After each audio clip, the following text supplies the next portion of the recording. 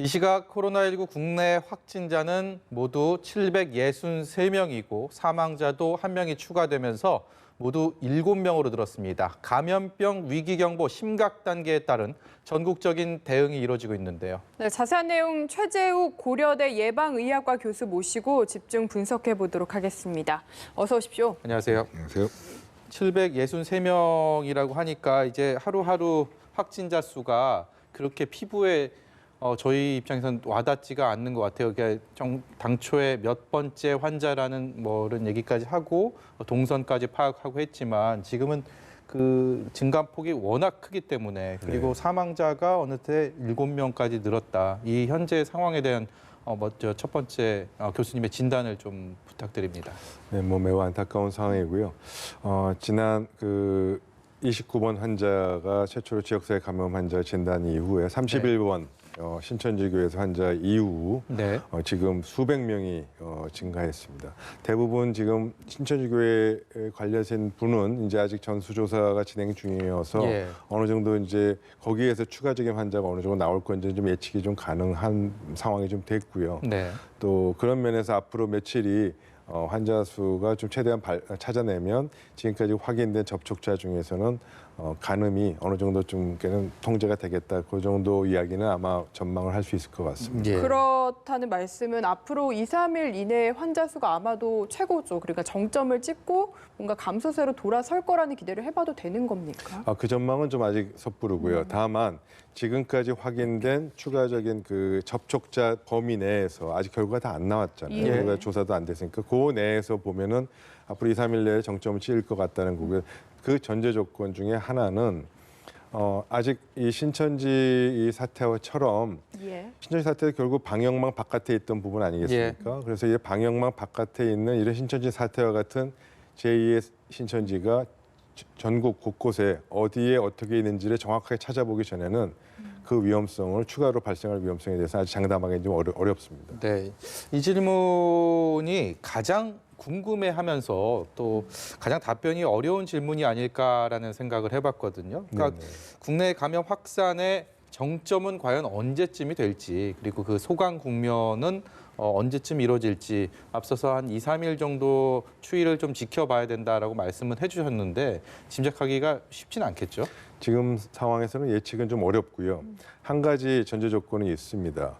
그 아까 말씀드린 대로 그 대구 지역에 증상이 있으신 분은 전수조사하기로 지금 방침을 정했습니다. 예. 네, 네. 그게 바로 지역사회에 있는 감염 환자를 조기 진단하기 위한 이제 방법 아니겠습니까? 예. 그런 식으로 지금 지역사회 전체, 즉 대한민국 전체에 이런 감기나 이런 코로나 증상 의심이 되는 분들을 전수를 코로나 검사를 차근차근 해나가면 그 다음에 이만큼 있구나. 라는 걸 알게 되고 그다음에 나머지 방역 조치들을 하게 되면 예측이 가능해집니다. 근데 지금 그 전수조사를 전국적으로 증상 환자를 아직 안 했기 때문에 지역사회 감염의 규모를 전모를 아직 가늠이 안 돼서 예측이 네. 좀 어렵습니다. 그리고 또 하나 변수가 될 만한 게 지금 뭔가 접촉자 같은 분들이나 확진자 분들 같은 경우에 자가격리하는 분들 계신데 네. 이 중에 또 이탈자가 안 생기는 시민의식이 필요한 대목이 아닐까 싶은데 좀 어떻게 물론 보십니까? 100번 강조해도 지나치지 않습니다. 그래서 이 추가 전파를 막기 위해서 가장 중요한 것은 정부 당국도 노력도 중요하지만 자가격리 대상자분들의 적극적인 협조와 남을 배려하는 시민의식이 가장 중요한 대목이라고 보고요. 그것이 또 없으면 정말 추가 전파를 막기 어려운 상황입니다. 코로나 전국 초기에만 해도 되돌아보면 주로 50대, 60대 이상, 특히 60대 이상 고령층의 확진자가 많았고요. 그리고 지금 사망자도 그렇게 형성이 되고 있는 상황인데 네. 상대적으로 어린아이들, 영유아들은 이번 코로나 바이러스랑은 상당히 좀 거리가 있다라는 게 지배적인 관측이었습니다. 그런데 이런 틀에 대해서 4살 어린이가 감염이 됐고 또 16개월밖에 안 된 어린이가 어린아이가 감염되면서 부모님들 걱정 많으실 것 같아요. 그리고 다행히 상태는 양호하다고는 하지만 그래도 기존의 어떤 우리 관념을 좀 벗어나는 그런 감염이기 때문에 좀 남다르게 보이는데요. 네, 꼭 그렇게 걱정하시는 거는 좀 저도 동감이 됩니다만 그게 우려될 상황은 아니고 예측 가능한 상황이었습니다. 아시다시피 이 어린아이들은 네. 감염이 좀 적다는 건 이미 잘 알려진 사실이고 현재 중국에서 발병한 환자 중에서도 어린아이들은 숫자가 굉장히 적습니다. 예. 다만 지금 우리나라는 그동안에는 뭐 29명, 30명, 40명, 50명 수준에서 환자 중에서 어린아이가 없던 거지만 지금은 700명 이렇게 늘었으니까 통계적으로 예. 5% 10% 되면은 결국 몇 명이 나올 수밖에 없습니다. 그래서 이 부분은 나올 수밖에 없는 상황이었다.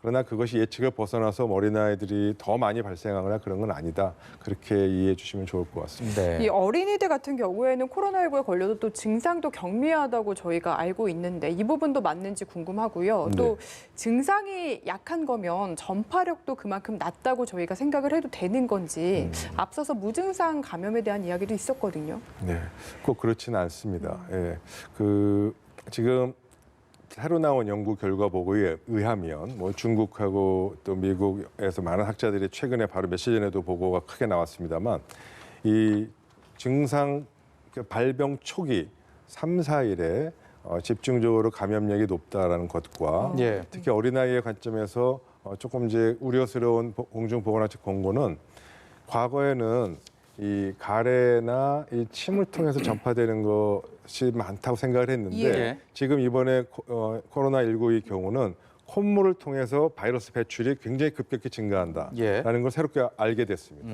그래서 콧물이 나오는 경우는 이제 전파 방법이 다르니까 이제 그에 차단 방식도 달라져야 됩니다. 예를 들어서 어린아이 같은 경우에는 특히 이제 그게 지금 이슈가 됐는데 콧물이 나오면 그걸 손으로 닦아야 될 거 아닙니까? 예. 그렇죠, 손으로 아무래도. 닦든 예. 그러면 그 묻은 것이 이런데 바닥을 묻어서 전파 가능성이 되게 많아졌고 결국 그게 학교, 유아원이나 예. 초등학교에 통해서 직접적으로 이 전파가 아주 확산될 수 있는 부분을 공중보건학자들이 지금 굉장히 우려하고 있고 이런 부분을 감안해서 초기에 이 콧물 증상이 많이 나는 게 지금 특징이고 거기에 바이러스 배출이 높으니까 필요하다면 학교를 휴교를 하거나 연기를 하는 거를 적극 검토해야 될 거라고 권고하고 있습니다. 네.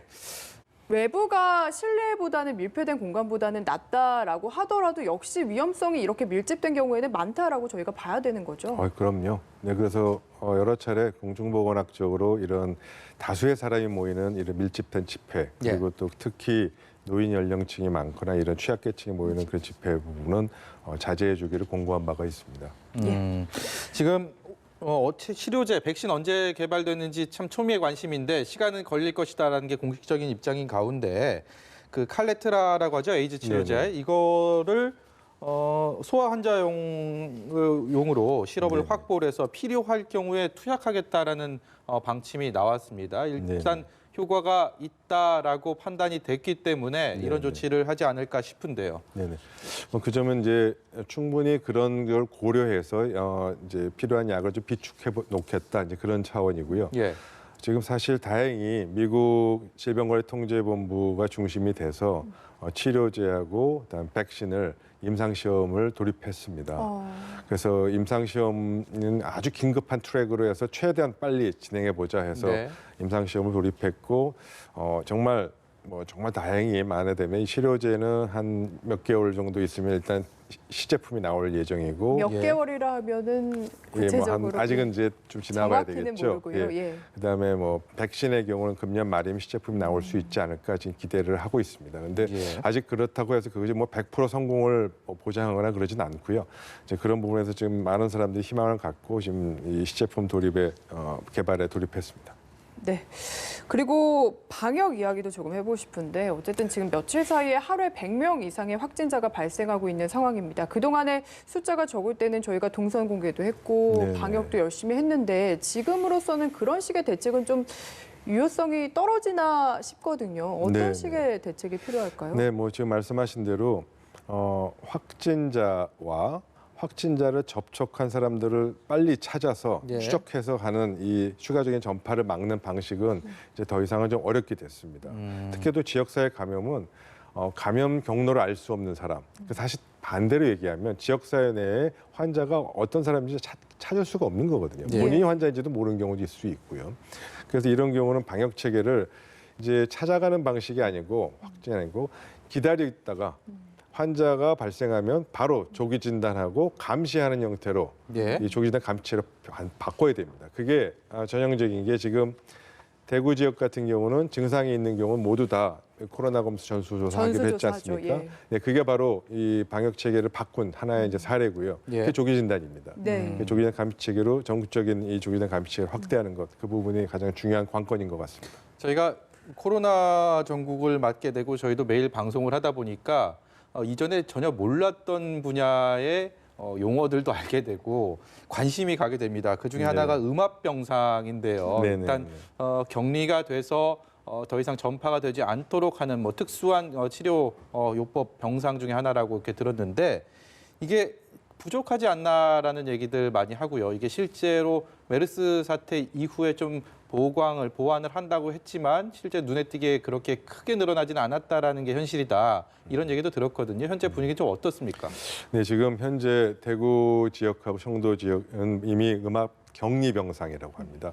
음압 격리 병상은 지금 이미 다 과포화돼서 네. 지금 다른 지역으로 환자를 이송하는 실정이고요. 전국적으로 음압 격리 병상이 약 66% 정도 지금 차 있다고 합니다. 네. 몇 지역별 차이가 있겠습니다. 음압 격리 병상은 치료 목적이라기보다 환자가 그쪽에 위치함으로써 추가적인 전파, 병실 내 다른 병실이나 다른 공간을 전파되지 않게 만든 특수한 목적의 그 병실이라고 보시면 되고요. 이미 사실 꼭 전염병 환자, 감염병 환자만이 아니라 네. 백혈병에 이제 골수이식 수술을 받거나 네. 뭐 이 항암제 치료도 받으신 분이 감염이 취약하지 않습니까? 네. 그런 분을 위해서 그런 병실들을 이미 민간병원을 많이 갖추고 있었고요. 메르스 사태 이후로 많이 보강이 됐습니다만 이 공중보건 위기 상황 같이 대규모 환자가 대량 폭발하는 경우에는 사실 감당이 어렵습니다. 그렇죠. 예. 그래서 좀 더 많이 확장해놓고 준비해놨어야 되는데 요즘은 조금 아쉽습니다. 어쨌든 앞으로 지금 같은 속도라면은 격리 병상이 부족해질 가능성이 높다 보니까 네네. 아예 경증 환자들 같은 경우에는 집에서 자가로 뭔가 조치를 취하고 중증 환자들만 따로 병실에서 뭔가 관리를 하는 이런 식의 분리가 필요하다라는 주장도 있거든요.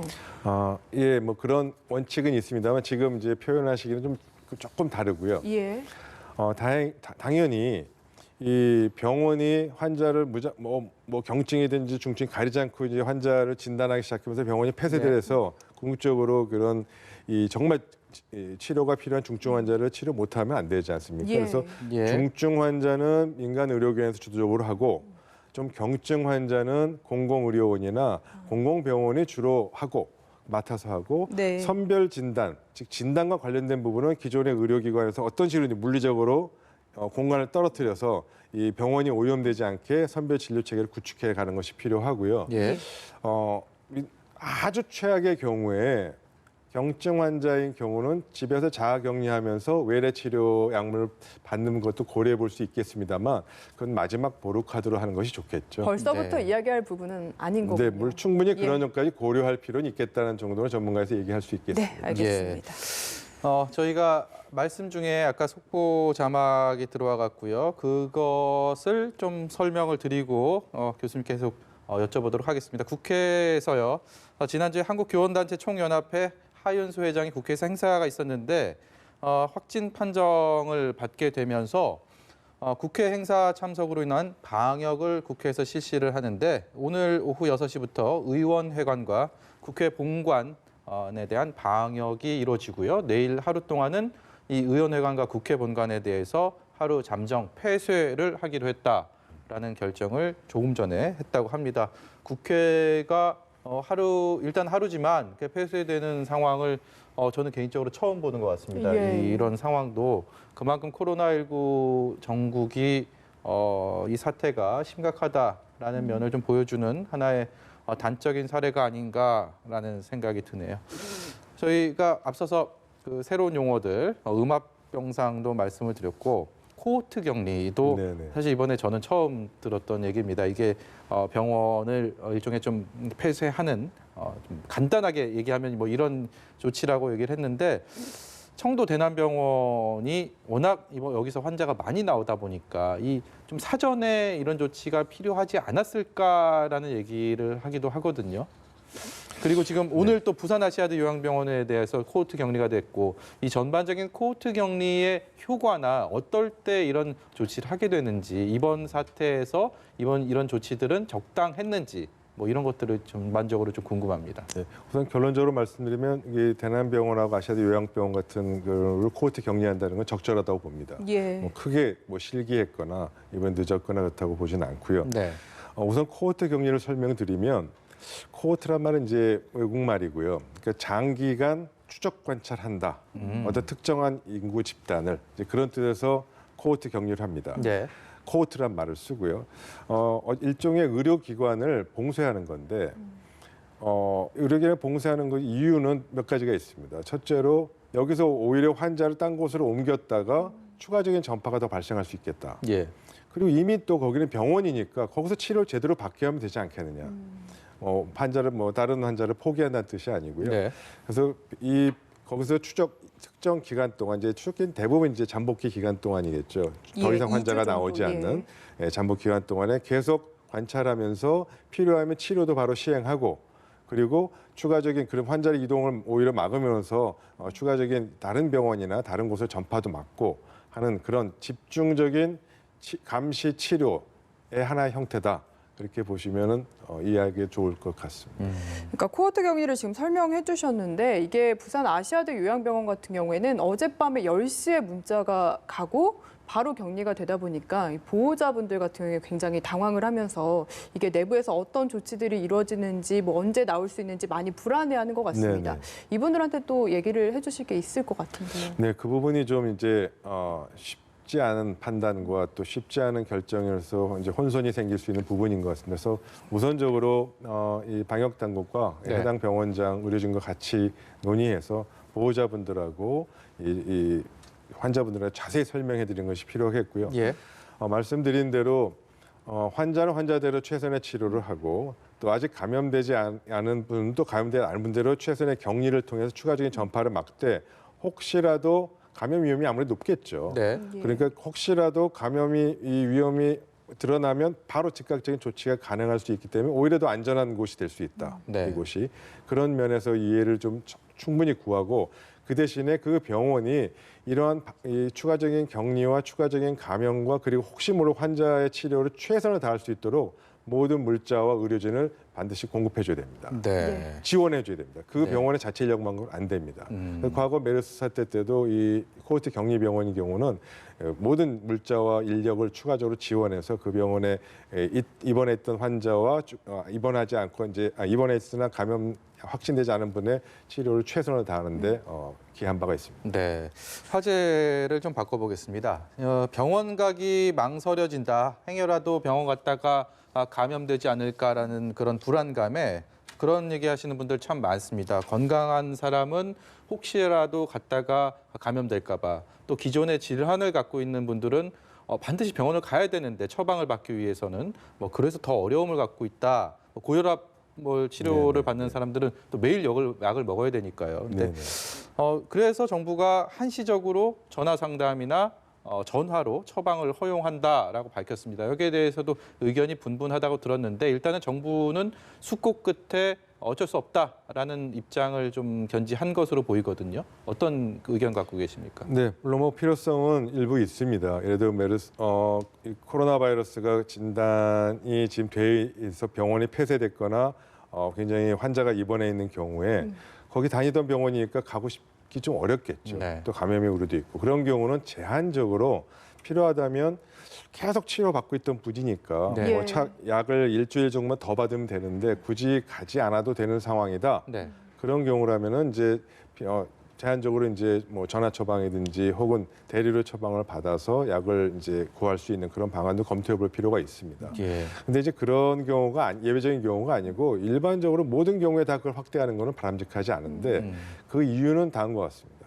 아무래도 전화로 이렇게 상담을 하게 되면 예. 대면에서 진료하는 것이 아니기 때문에 정확도는 떨어질 수밖에 없고요. 네. 또 이 말로 전화로 얘기하다 보면 여러 가지 상황이나 이런 부분을 정확히 판단하기 좀 어렵습니다. 그래서 오히려 그런 부정확한 진단으로 인해서 오히려 병을 더 키우게 되거나 감염 확진의 시간을 더 늦춰지는 그런 부작용이 있기 때문에 예. 이런 다양한 가능성을 고려해서 좀 선별적으로 논의하는 것이 필요하고 이런 부분들을 좀 구체적으로 의료계와 좀 논의해서 협의를 했으면 좋았는데 네. 일방적으로 발표하다 보니까 협의 없이 일방에 발표하다 보니까 일선 의료계에서는 굉장히 큰 혼선이 지금 발생하고 있는 것 같습니다. 그래서 지금 대한의사협회에서는 오늘 전화 상담이나 처방하지 않겠다라는 발표를 했거든요. 근데 네. 지금 하신 얘기를 들어보면은 기저질환 같은 환자들은 뭔가 제한적으로 전화 상담 협의 여부가 있다라고 이해를 해도 되는 겁니까? 네, 그런 부분은 충분히 협의를 통해서 제한적으로 좀 생각해 볼 수 있는 부분이 여지가 있었음에 불구하고 일방적으로 다 확대하는 식으로 이렇게 되니까 여러 가지 지금 혼선이 있고 그런 부분에 대해서 논란이 좀 있는 것 같습니다. 네. 예. 마스크 얘기도 좀 해보겠습니다. 요즘 거리 다니다 보면 그리고 대중교통 이용할 때도 그렇고 어떤 회사 근무를 하시는 분들도 마스크를 다 착용을 하고 있습니다. 네네. 그리고 마스크 품귀 현상 속에도 어쨌든 마스크를 쓰고 있는데 이게 일단은 마스크를 착용해야지 감염이 안 된다, 감염을 예방할 수 있다는 얘기는 너무 많이 들어서 네. 다들 인지하고 계실 겁니다. 그런데 이 마스크가 워낙 부족하고 구하기 어렵다 보니까 일종의 우리가 공인된 KF 이런 마스크 있지 않습니까? 94, 80 이런 마스크가 아니고 일반 면 마스크를 쓰고 잘 빨고 이래서 또 써도 되는지 이런 궁금증을 갖고 계신 분들도 참 많거든요. 네. 다시 한번 참 말씀드립니다만 이런 걸 자꾸 반복적으로 이렇게 말씀드리면 되게 송구스럽고요. 이런 면 마스크를 쓰는 게 좋으냐, 다시 빨아서 써도 되겠느냐, 혹은 저희도 질문을 많이 받기로 키친타월을 갖고 이렇게 만들었으면 어떠냐. 네. 또 그 안에 실제로 이 마스크에 들어가는 이제 특수 필터가 있습니다. 예. 그 필터만 따로 구해서 끼워서 쓰면 어떠냐, 여러 가지 의견을 많이 들었습니다. 물론 안 쓰는 것보다 낫겠죠. 만들어서 이렇게 하더라도 효과는 있겠습니다만 우리가 이 바이러스 차단에 기대할 수 있는 80% 정도 차단이다, 94% 차단이다는 그런 기대를 좀 하기 어렵다는 점에서 맹신하거나 너무 과신하기 좀 어렵다는 뜻에서 말씀드리고요. 가급적이면 그렇게 하되 안 되면 필요하면 그래도 써야 되겠죠. 없으면은 그 맞고요. 다만 이 지점에서 좀 정확하게 필요한 부분은 의료인이 진료 활동 과정에서 써야 될 이 마스크는 이거는 개인의 보호고 개인이 알아서 써야 되고 안 되고 아니고 긴급 방역 핵심 물품입니다. 예. 그래서 이거는 내가 개인이 사서 해야 될 상황이 아니기 때문에 이 부분은 지금 이 일선 의료기관에서 이 마스크 구하기 어렵거든요. 한두 개는 되는데 거의 사용량이 많잖아요. 예. 그러니까 그렇죠. 많은 걸 한꺼번에 주문도 안 되고 한두 개 사러 여러 군데 다닐 수도 없어서 이 부분은 긴급 방역 물품에 대한 부분이기 때문에 의료기관에 사용할 수 있는 마스크나 이 세척제, 손세정제 부분은 좀 정부가 나서 주도적으로 이 문제는 해결해 주는 게 좋겠습니다. 의사 선생님들 반드시 마스크가 있어야죠. 그럼요. 예. 알겠습니다. 저희 오늘 대담은 여기까지 이야기 나눠보도록 하겠습니다. 지금까지 최재욱 고려대 예방의학과 교수와 함께했습니다. 말씀 감사합니다. 고맙습니다.